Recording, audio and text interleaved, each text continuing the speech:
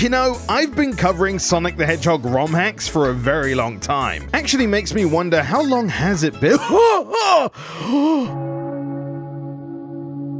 And for nearly just as long, I've been participating in something called the Sonic Hacking Contest, a yearly competition where a bunch of talented hackers and modders show off their creations to the masses, hopefully to impress and win some awards, or just use the event as a convenient time to release what they've been working on and see what people think, maybe get some feedback, maybe, you know, throw in a meme here and there. Here's Sonic 1, where all of the text is Comic Sans.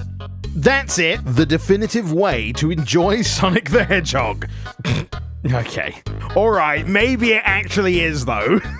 Overall, it is a fantastic event with some really creative ideas on display. My role in the contest is I'm a media panelist, which means that it is my task to show off the hacks and mods on my livestream to my best ability. And I have done that every year for about 12 years now, maybe 13. It's been a while. And I also used to cover the hacks on my gameplay channel, Mega G Wolf. For those not in the know, I have actually been taking an extended break from that channel and only been focusing here. So, I've decided to make a video here, talking about some of the amazing entries of last year's contest. There was a lot of really good stuff at the 2024 hacking contest, and honestly, I'm not going to be able to show it all off. But the wonderful thing is, all of the hacks I talk about today, as well as any of the others I don't, are still available to play on their website. And I will point this out, while during the streams I do try my best to pretty much play everything available, I do have a massive bias for 2D retro entries, so this video is mostly going to be about those.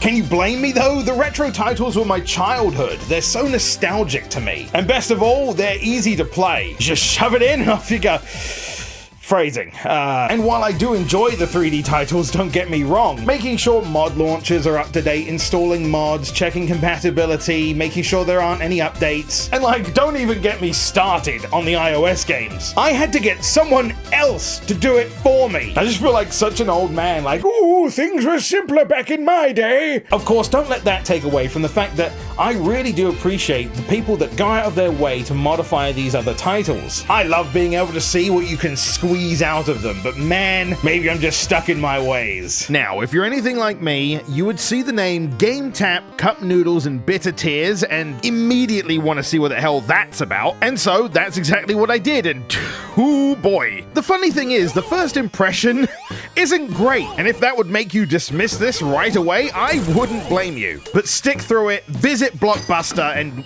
well,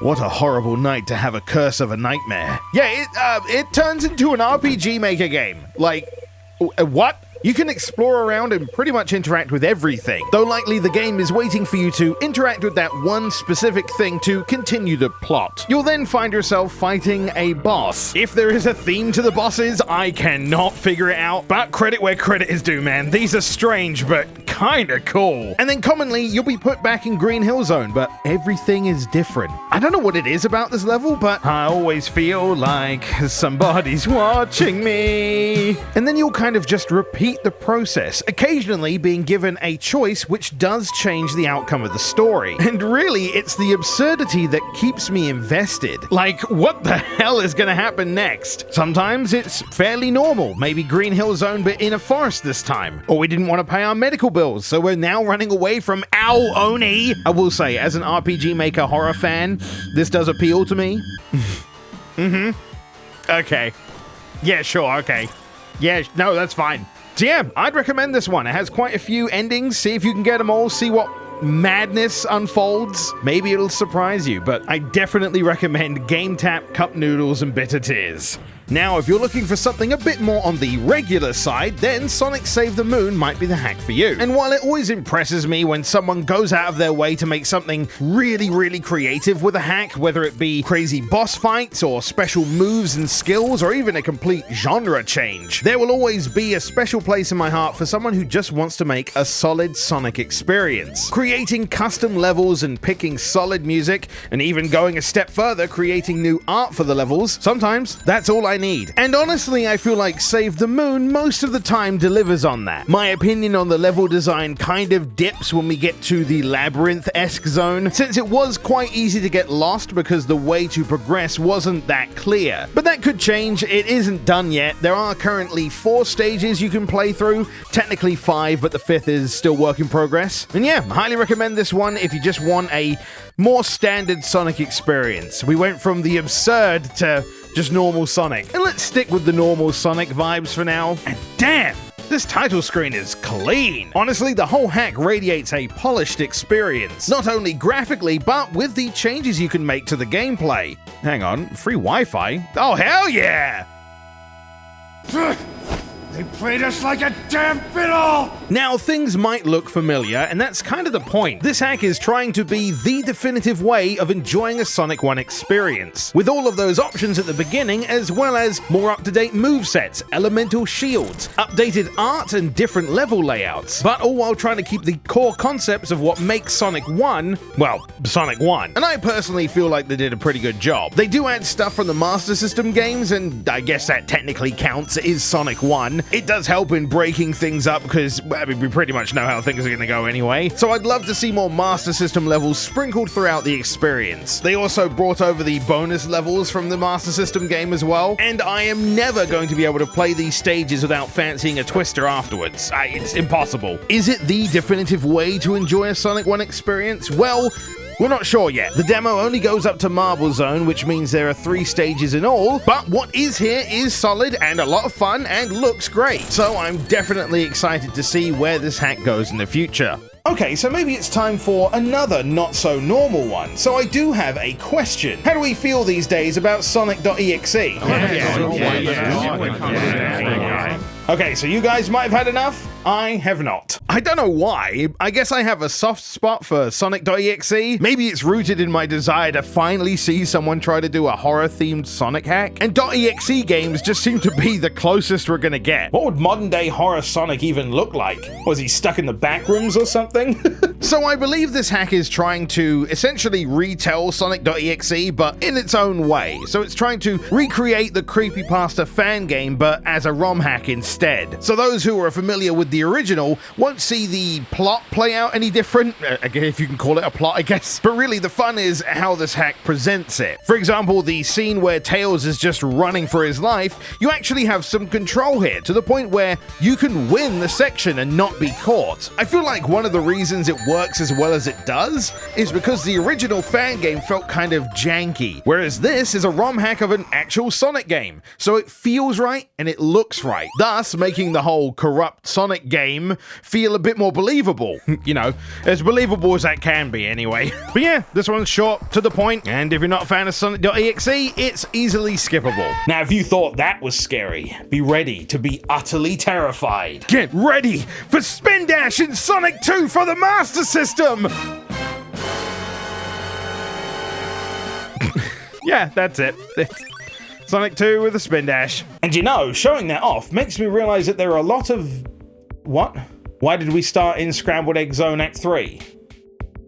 That's a good question, actually. Why there? So yeah, this hack starts you off right at the end of the game for some reason. It is an odd choice to pick a level with a bunch of springs and tubes to test out a Spindash. I guess you could use it on the boss a bit, but that's it really. And then it just rolls credits. Okay. We got the Tails is dead ending. Not that there was much I could do about that. And we're back on the title screen. I don't see what the problem is here.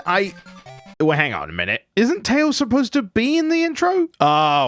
Oh, I see. Okay. Oh, we're doing this, huh? This legitimately took me by surprise when I first played it because, well, it's just Spindash in Sonic 2 for the Master System. I didn't exactly expect it to be much more than that, but then it turns into this eerie adventure where Sonic's just running through levels and nothing matters, there aren't enemies, he can't take damage, and Tails just judges us in the life icon. Man, I just came here to enjoy a Sonic game, and now I'm feeling, like, depressed. Oh, but that's Spindash, though. This vibe continues throughout the rest of the hack until we're randomly just put back into the credits again, where we see, oh, Tails is okay and he's following us. Turns out everything's gonna be okay after all, right, buddy? Right, buddy? Sonic Sonic depressed. Sonic depressed. I'm sorry.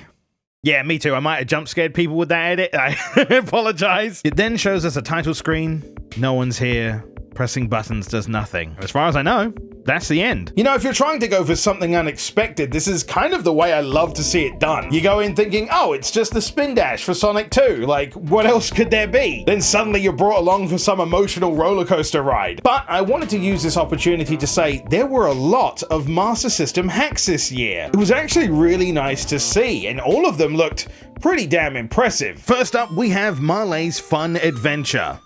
Marlet?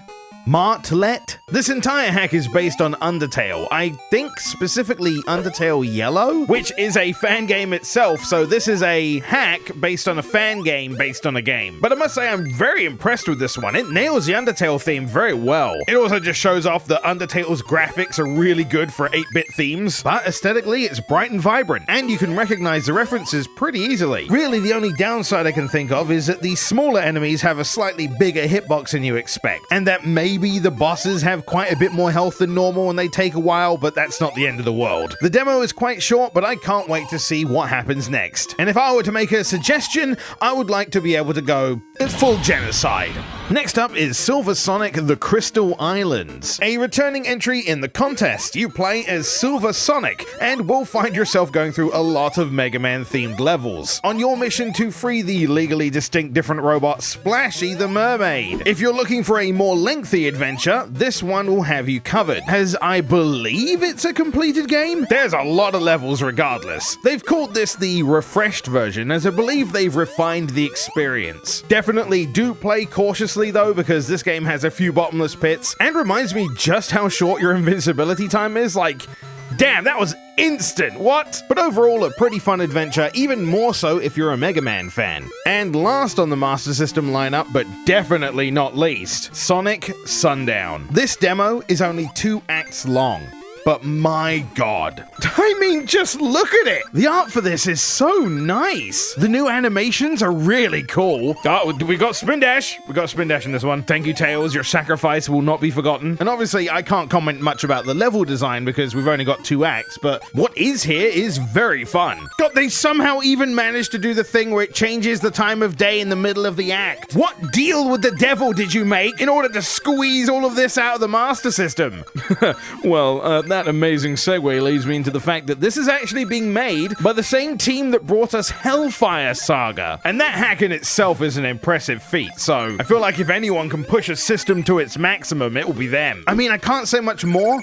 Just that I'm looking forward to it. I cannot wait to see where this hack goes. I feel like the only downside I have is that the acts feel very short. But some of the official games are like that, so maybe that's not too much of a negative. Maybe I'm sad, I just want more. You tease us with this little Tails section. This is cool! Wow, that was a really nice Master System lineup. But I have one more hack I'd like to talk about. Because this channel focuses on nostalgia quite a lot, the next entry, well, it would technically count. I'm about to talk about a hack that I haven't actually covered in 12 years. And I feel like anyone who's been following the Sonic ROM hacking scene for as long as I have is gonna know exactly what this is. Because in the Sonic hacking contest of 2024, we got an update to Sonic ERaZor. That's right, the Michael Bay of Sonic ROM hackers is back, with the first update since 2016. And it feels like everyone's been doing like revisions, reimagines, refining, because that's pretty much what this is. It's a complete overhaul of Sonic ERaZor while keeping all of its core things intact. But for those of you that don't know what Sonic ERaZor even is,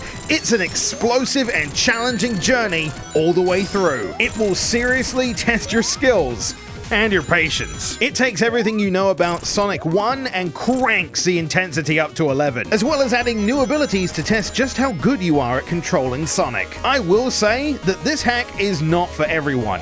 It is actually quite challenging. Even if there is a casual mode, it still can be a struggle to get through its tougher moments. But that leads to just oh so much satisfaction when you finally nail it. Because this is the kind of difficulty that doesn't rely on just having spikes everywhere. Don't get me wrong, That is a thing in this as well, but that's just one piece of the overall experience. This is genuinely an amazing hack to play that always keeps you guessing. Like, what crazy over-the-top thing's gonna happen next? It's also not afraid to have a sense of humor as well. Oh no! And for a bit of encouragement to play it yourself, I actually played the game on casual mode. There is a frantic mode which is a lot more like how it used to play, where the hack would apply a lot more pressure on the player to play well and efficiently. I hear that there's a special level if you happen to beat frantic mode, so maybe give it a go if you feel like you're up for the challenge. I'm just amused that I'm genuinely feeling nostalgia for a Sonic hack. I mean, yeah, I'm sure that would happen for other hacks as well if they suddenly got an update. I don't know, something about this was really cool and it was really nice to see it again. And I'm fairly sure that the competition version that I'm playing for this video is actually outdated by a version now. So yeah, highly recommend Sonic ERaZor. Pretty sure this was my favorite hack of the contest. See, this is why I love the Sonic hacking contest. It can surprise me every single time with returning favorites or amazing new entries from people I know nothing about. Kind of wild to think how far Sonic hacks have come since the very early days, to the point where I've been considering doing something. I've been considering going back and making videos from like the very first Sonic hacking contest all the way up to, well, the current one. Because the nice thing about the hacking contest entries is all of them have been archived in the vault. So any I've mentioned today, any I haven't mentioned today, and believe me, there's a lot I couldn't mention today, as well as anything from the past, is all still available to play. Now, do I think I'm going to be doing that anytime soon? I don't know. My goal is to hopefully continue to do this for the Sonic hacking contest going forward. Hopefully next time being a bit more punctual. But either way, I wanted to show you some of my highlights from the Sonic hacking contest of 2024. Well, I hope you enjoyed it, and did you play any of the hacks? And if so, which were your favorites? I'd love to know. Thank you for watching this episode of Pixelated Memories, and I'll see you next time. Hey, thanks again for watching. I really appreciate it, and thank you for those who have been supporting me to this day. If you enjoyed the video, I'd be very grateful for a like, and subscribe if you'd like to see more videos in the future. And hey, if you didn't know that I have been making a few videos recently, it was a small break again, I'm sorry. Then check them out there, continue watching, and look forward to more. I'm already in the middle of working on another episode, and I've got Dragon Ball Z on the mind, so be ready for that. But thanks guys, see you next time.